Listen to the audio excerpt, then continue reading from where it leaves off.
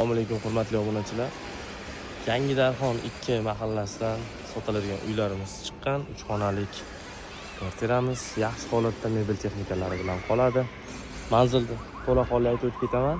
Sergeli Yangi Hayot tumani Yangi Darxon 2 mahalla fuqarolar yig'inida joylashgan. Mana bunaqangi 16 qavatli uylarimizni shunday 7-qavatda joylashgan uyimiz sotilyapti. Mana shu 074 raqamli.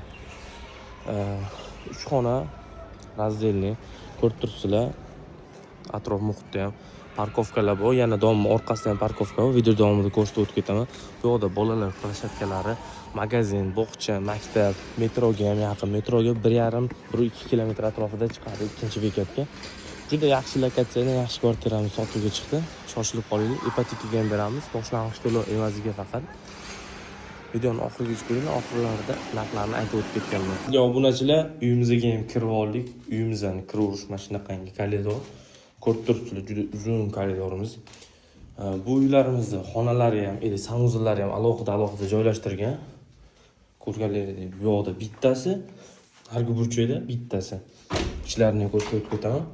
Polni kafel terilgan, ko'rganlaringdek. Hammomlari ham juda katta. Bu yoqda oshxonasi. Oshxonasini ham ko'rib turibsizlar, juda keng.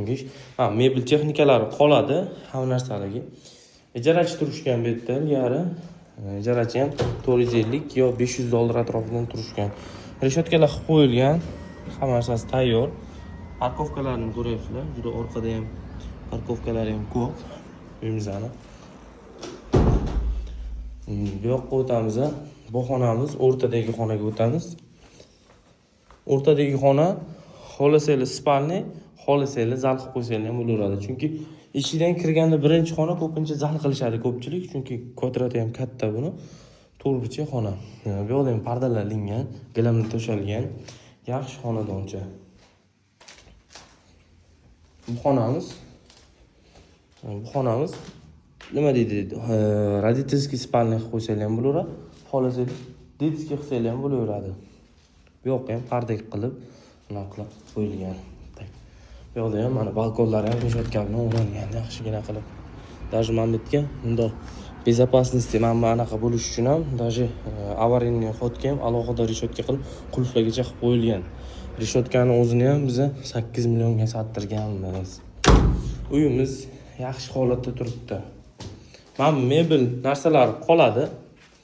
Bu yoqda spalnisi bor.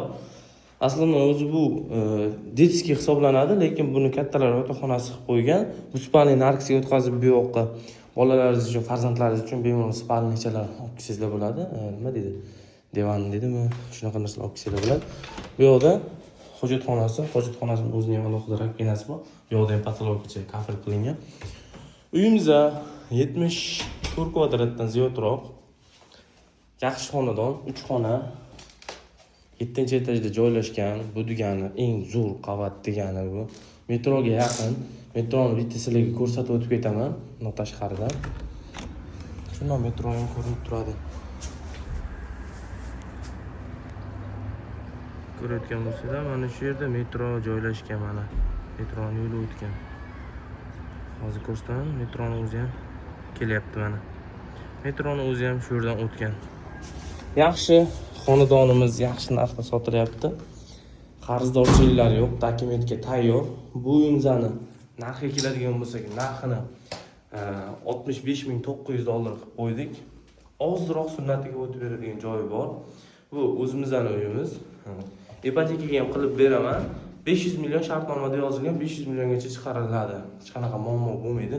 Bitta pasport evaziga ham chiqarib beraveramiz.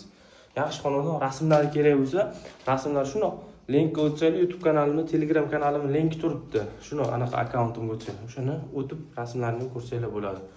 Uyimiz zo'r. Shoshilib qolinglar, pastda nomer qoldiraman. Bemalol baraka qilsanglar bo'ladi. Kelib ko'rishlaringiz ham atak nima deydi, ma'lumot so'rasanglar ham ma'lumot ham berib yuboraman. Hamma narsalarga qolishadi uyda. Ijarachi turishga qo'ysanglar ham $400-500 dan qo'yasizlar. Hech bo'lmaganda